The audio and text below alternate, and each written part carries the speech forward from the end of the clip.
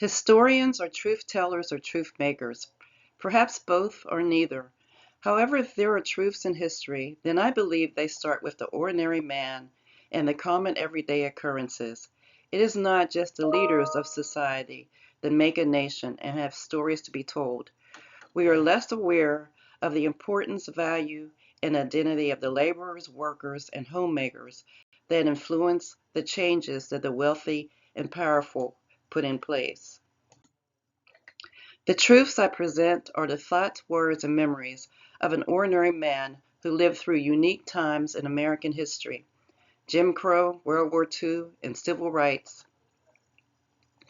I stumbled upon this story out of curiosity. I wanted to know the history of Dudley Court, a street in the East Liberty section of Pittsburgh.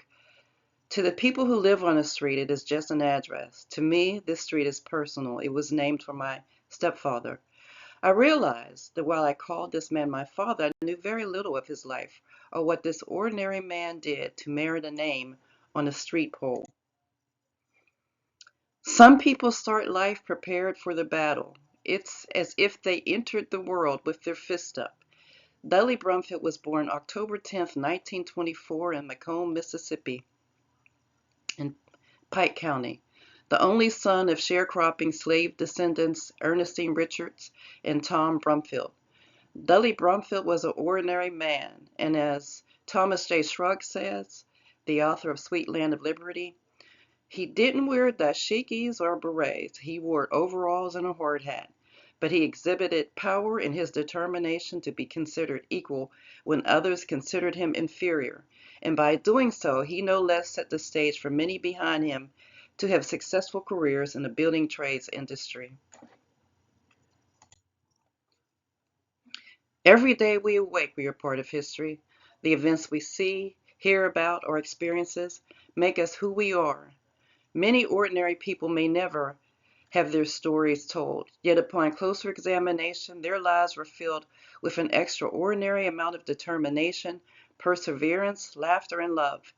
This is one man's story from a collector of truths. Macomb, Mississippi was founded in 1872 as a repair station for the Illinois Central Railroad. The railroad was a major source of employment for Macomb, and its track separated the town's 14,000 whites from its 9,000 blacks. It was a blue-collar town with its history rooted in labor strike rather than slavery and Reconstruction. However, the ideology of slavery was so engraved in the minds of the enslaved and the prior white slave owners that these enslavement conditions fueled the Jim Crow restrictive attitudes. Mississippi in the 1920s was not an ideal place for a black boy with ambition and a temper. Being black in a segregated society was bad enough, but much worse for someone with dreams and a temper. Having a dream could be dangerous, but a temper would almost surely get you killed. Dudley's temper got him into more trouble. He was constantly getting in fights. Once he broke his hand, hit a guy, but kept fighting. Historians have documented this era of American history from the perspectives of politics and economics. It has even been examined through the lives of civil rights leaders like W.E.B. Du Bois, but little is written about the ordinary person's experience. Even less is documented about the children who lived during this period. Black children learn the rules early in life by observing the degrading treatment of black adults and also by the taunts of white children. Even the physical signs, the colored signs above the water fountains and trains were a reminder of the rules. Dudley said he learned how to read white and colored even before he could spell his name. As an adult, Dudley would say, segregation was total oppression because it removed dignity and replaced it with hopelessness.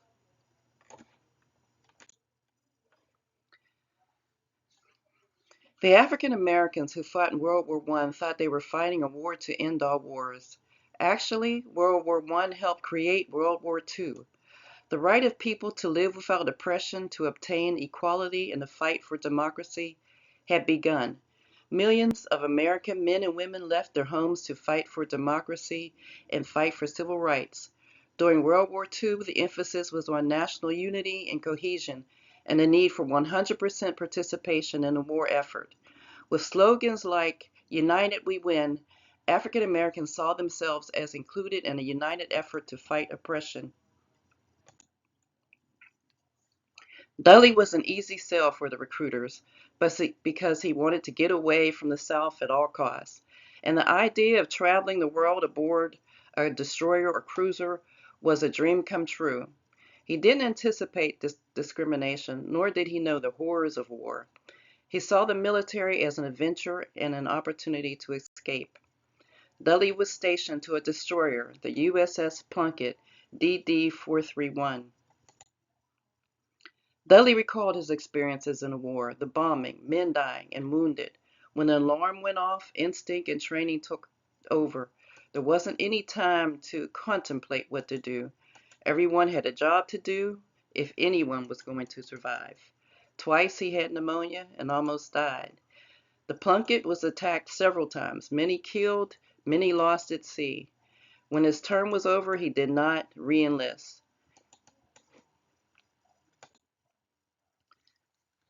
Theodore Roosevelt said, "There is no more typical city than Pittsburgh." From a young man from a small town in Mississippi, Pittsburgh was not ordinary. Dudley was told Pittsburgh steel mills were hiring. African Americans were paid higher wages and there were good labor positions. When he left the military, the Navy, he decided Pittsburgh looked pretty good.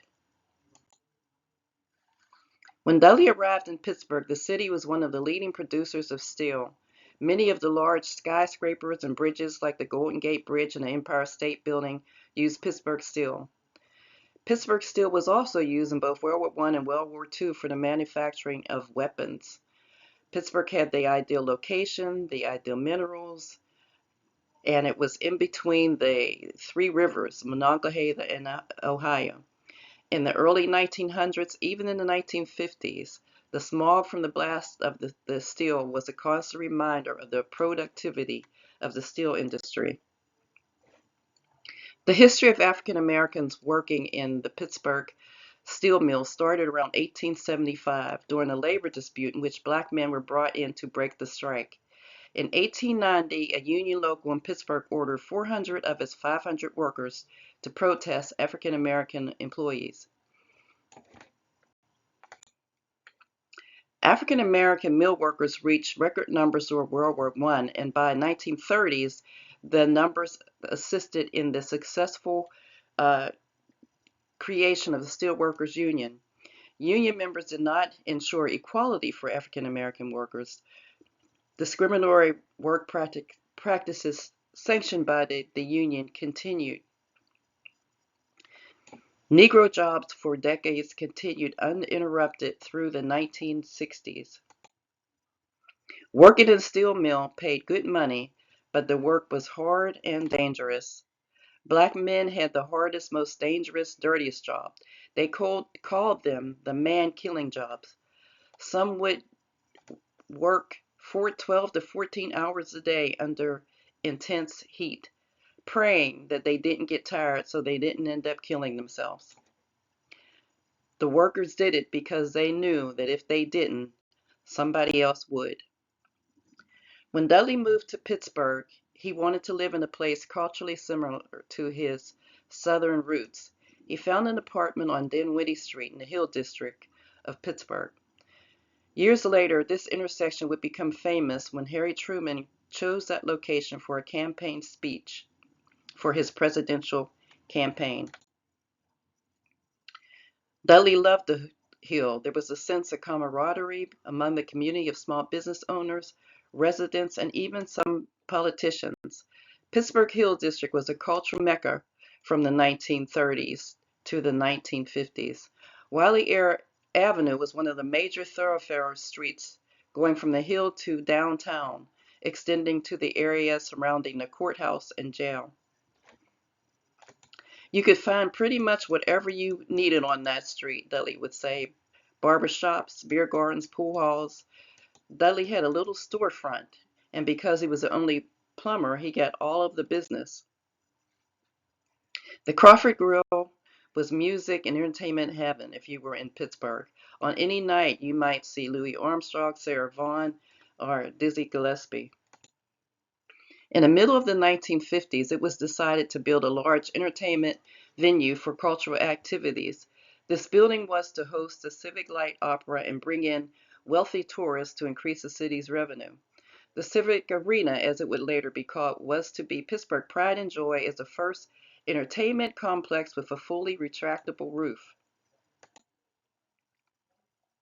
To make room for this dome-shaped entertainment complex, the city used eminent domain to destroy the lower hill.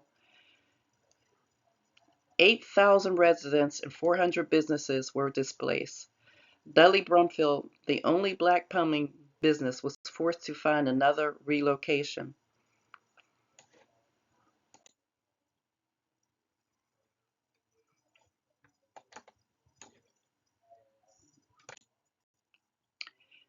These are images of the Civic Arena. The Plumbers Union provided for unemployment, and they were able to demand more money per hour for wages.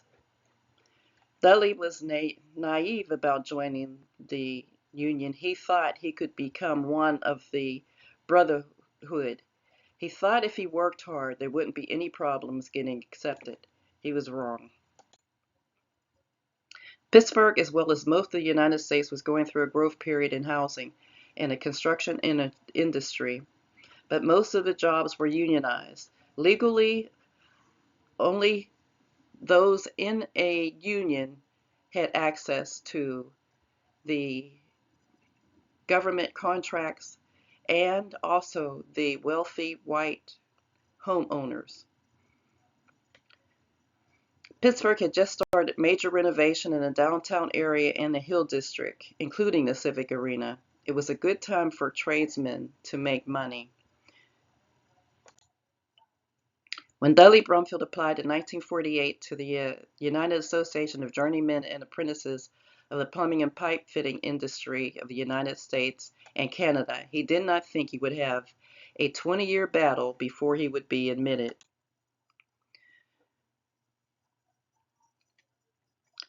Pittsburghers may not have received as much attention for civil rights protests as many of the southern cities, but many residents were involved in efforts to halt discrimination in housing, employment, and education. Organizations like the United Protest Committee, the NAACP, the Urban League, and the YWCA were very active in demonstrations and picketing and providing transportation for the March on Washington, which A. Philip Randolph initiated. Freedom Summer was a series of civil rights protests launched in June of 1964. Several civil rights organizations got together and decided to collaborate on activities to get as many African Americans to vote as possible. Mississippi was the focus of the project because it had the lowest voting record of any city in the nation. Only about 6% of African Americans were registered. Freedom Summer struck Dudley hard because his hometown, Macomb, was one of the deadliest areas in Mississippi during the freedom struggle. That summer of 1964, over 30 black homes and 37 black churches were firebombed in Macomb. Several events occurred in 1963 to 1971 that changed Dudley's life and changed labor relations in Pittsburgh and the nation. On June 25, 1963, a special meeting was called by Pittsburgh Mayor Joseph Barr and the City Commission on Human Relations, the State Human Relations Committee of the Building Trades and the Master Plumbers Association to eliminate discrimination in all trade unions.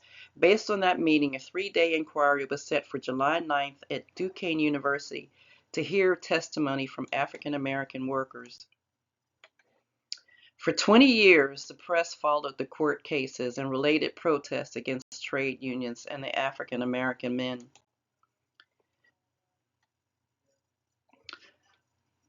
Several different articles came out of these different court cases and protests. When Dudley Brumfield was finally admitted to the Plumbers Union in 1970, it didn't make much news. By then, so much had happened in the world regarding civil rights that a black man's admission into the Plumbers Union was hardly noticeable. Malcolm X, Martin Luther King Jr., and fellow Mississippian Medgar Evers had all been assassinated for fighting for equality. Their lives paved the way to open doors previously closed. The Freedom Summer Project may not have accomplished the goal of getting more African Americans registered to vote, but it did have an effect on civil rights. Dudley had gone through many trials, figuratively and literally, in courts. The nation had also gone through some of the trials, figuratively and literally. The Union's power had also changed. President Kennedy and other governmental leaders had reduced the control unions had on government contracts. The verdict from Dudley's City of Pittsburgh case was used in other cases to show that unions could not discriminate against minorities in admission and in hiring. 20 years after Dudley initially applied for admittance into the Plumbers Local 27, an affiliate of the United Association of Journeymen and Apprentices of the plumbing and pipe fitting industry in the United States and Canada, he was admitted, the first and only African American admitted into Plumbers Local 27. Dudley Brumfield, as the first African American plumber in the Union, doors were finally opened for him. He became the first African American plumbing contractor in Pittsburgh to be bonded for $1 million. Dudley Brumfield's long fight against discrimination afforded him the opportunity to hire many other African Americans on major government and corporation contracts, including major renovations for the Westinghouse Air Brake, Joseph Horne's department store, the Pittsburgh Jail, Veterans Administration Hospital, and the East Liberty Gardens. He also was the contractor for the Pittsburgh Airport.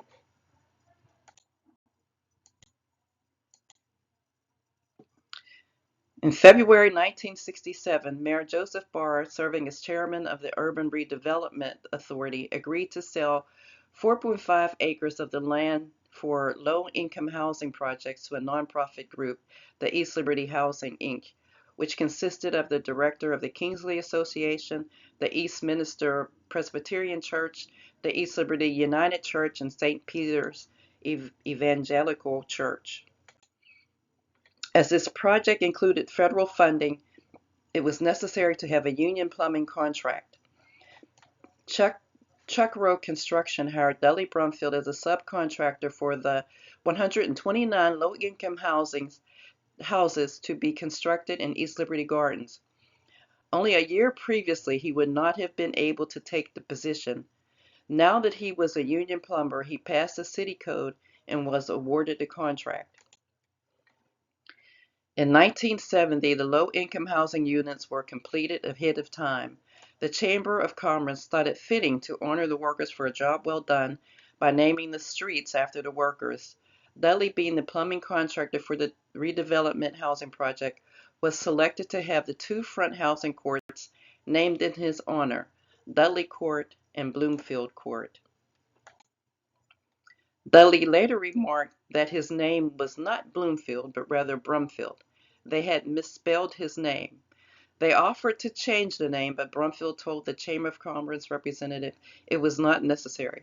He had worked so hard to get where he was, it really didn't matter to him that they didn't know his name. He knew who he was, and that was all that mattered. These streets, on the scale of importance to Pittsburgh or anywhere else, probably do not rank high. The houses were not architectural significant, nor were the people who lived in them notable dignitaries or famous celebrities. They really aren't even large enough to be called a street, rather a court or a subdivision or an address, whatever you want to call them. These streets are reminders of a proud heritage of African American hard-working families, men, women, and children. These streets are part of a history of a city and a legacy of generations.